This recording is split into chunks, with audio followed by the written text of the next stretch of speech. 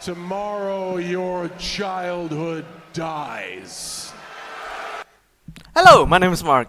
Okay, I didn't watch the whole episode of Smackdown, and I just kind of screening to the whole thing just to look at this episode overall. I didn't watch the full matches. I just skip it through it to see the storyline goes, and then I felt like the story of just every single person there is just doing cool, I guess, doing alright. Especially the first opening match of SmackDown, it was a tag team match between LA Knight and Damien Priest versus the new Bloodline, Solo Sikoa and Jacob Fatu. And I saw a bit on YouTube Shorts about their matches, and LNI win by countering the someone spike with to BFT, and it was a decent move.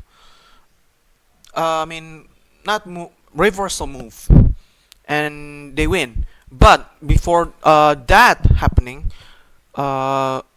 Damien trying to end the match with the choke slam, the side choke slam, which LA Knight tapped to him with tack on him, and then the match ended with that counter move, like the BFT to win it. And then the end of the match, after the announcer, I forget his name, announcing that LA Knight and Damien Priest won, LA Knight got pushed by Damien Priest because why the hell did you do that? We almost win with the South of Heaven, the choke slam. And then they kind of push each other, and then punching, elbowing each other, and punching and stuff. And then Jacob had to attack him. And then Jacob doing his bits, doing the hip attack to the turnbuckle to LA Knight and Damien Priest. And then he celebrated with his United States champion, kind of doing the lick, and then he got Claymore by Drew McIntyre, and this is like an exciting thing to see, because I felt like United States has been that champion that never getting the spotlight ever since John Cena kind of carried that championship to the Open Challenge and stuff. Now, with this, I'm excited to see how Jacob Fatu doing. Again, I'm hoping that WWE put him in that championship holder for a while, holding that title maybe for passing Dean Ambrose reign. I think he could do some bangers. I think after Fatal 4, I could see him facing maybe Elena first, and then Damien Priest, and then Drew McIntyre. Or you can mix and match who's going to be on that lineup, on that line of the next challenger for Fatu after this Fatal 4. I think they could do some bits with the Fatal 4, and I'm excited.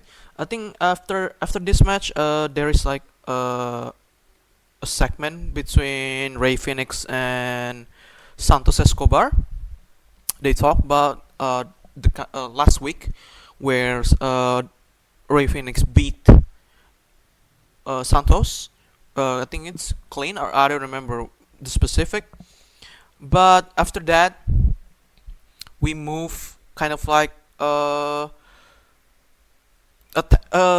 that, I'm sorry, that they attack Los Garza attack Rey Fenix, and it was like okay. And then we're going to get that match later down the line. And then there's Andrade. Oh my god.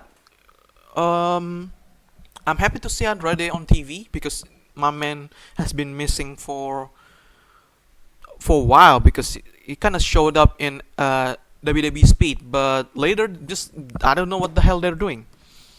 After that, is that later or not? I just don't really care enough to just seeing this kind of like group, because I think they could do more, but WWE didn't know what they're doing, or just don't know how to book kind of like faction besides Bloodline and stuff, new Bloodline and stuff. They cannot book a right, especially for the new kind of like faction. After that, I think there's a match between Chelsea Green and Piper Niven and Zelina Vega and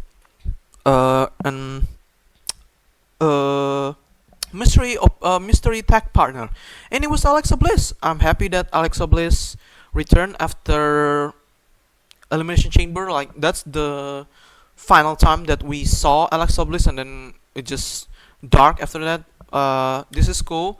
Put her in the situation where Zelina can do some bits with the United States champion. I think she can be the main opponent for Zelina Vega for the mid card title. And then stuff happens with the tag team match, and then Zelina and Alexa won. After that, what is it? Oh, Charlotte Flair returned for the first time after losing to Tiffany at WrestleMania. I'm gonna keep it the simple. The promo, I really don't care. I just wanted to know what he's doing. The main focal point of the promo, that why people disrespecting her. That's the only thing I just want to capture. That I think the answer is clear and clear enough. That nobody likes you because of your talent. No, I think you taking or cutting the line every single time and then taking a spot where you're supposed to not to go there. Just taking everything away from people who trying to hustle their way to the top, or just doing the hard work to make sure they could get a chance to especially the prestigious title in women's division, the women's champion. And Charlotte just take the easy way out. So that's the only thing that's why people kind of disrespecting you, because your in-ring talent is amazing. Don't get me wrong. I think Charlotte is the talented wrestler. In overall, with the four horsewomen, Charlotte, Sasha, and not Becky, Bailey are like the top three in my opinion. Becky sometimes have like miss and match, because like her style, in-ring style is just blended with like technical but not too technical, kind of like simple yet effective. But if you see the pure performance, Charlotte I think is one of the best. Same with Sasha and Bailey, but top two is Sasha and Charlotte. They both like really really talented. But that's it. And then after that, there is Jade. Jade came and then she grabbed a microphone and said that, "Hey, I'm gonna see you back in the line. You're gonna be on the back of the line. Not I'm gonna see you in the back of the line. You're going to be in the back of the line. You have to wait your turn." So Jade, trying to take this number one contender spot, and then I think it's official. Like last week, I don't remember, but it's now Nia versus Jade for the number one contender. Nia won in a like cheating way, because I think there's involvement with Trinity Fatu or Naomi. This is like bloodline for the women's division, because I know I think kind of like Jimmy and Jay explained that Nia is like part of the cousins or stuff. Really, bloodline runs to this kind of like someone family. So Nia Jax is part of like bloodline. So yeah, we're going to see Tiffany versus Nia Jax. I don't know when. I know it's not on Backlash, but we could see maybe Tiffany versus Naomi later down the line. I don't know when, but I'm excited. And then Tiffany versus Jet Cargill later down the line. Oh yeah, before that, before this match happening, Charlotte Flair leave the arena, and then before she getting into the car, she got stopped by by Miss Bliss and said we need to talk or whatever because the crowd was loud. I cannot hear what she's saying. There is like a caption or just subtitle for this, but I didn't care enough to turn it on. Like just turn it off because I want to just see everything. And then yeah, they need to talk or we need to chat or whatever. I'm excited. I'm excited. I'm interested to what kind of like this chatting or just this connection that they're doing or just this conversation that they're going to do. What are they going to do with this kind of like conversation? So next one, Street Profits, kind of like, hey, we did amazing for the TLC. That TLC is one of the greatest of all time. You can debate. I think the greatest TLC match is still in WrestleMania 17 between the Hardys, the Dudleys, and then the H and Christian tag team. That's still one of the best tag team TLC match of all time. You cannot defeat that. The TLC though, still I think still good enough to maybe in that maybe top 5 or top 10. I don't know. And then they when they kind of like doing their thing, doing a promo, Fraxium came to the ring and then like kind of challenged them to the one-on-one stuff. But because I don't know, I skipped the promos. But if you look at that history, that Fraxium is one of the greatest tag team in WWE because how they did amazing in NXT, putting the title on the line every single kind of like every single time until they lose it to Hang and Tank in NXT. They're one of the best tag team, like a workhorse tag team champion. And then they kind of face the Street Profits for just random tag team or one-on-one because they, if you look, they kind of like injured and stuff. They're not in 100% mode right now. They kind of like Fraction challenge him, and then they always say, "Hey, if you want to see the best tag team match, all right. You think you're the best? Go at it. Have a go at it."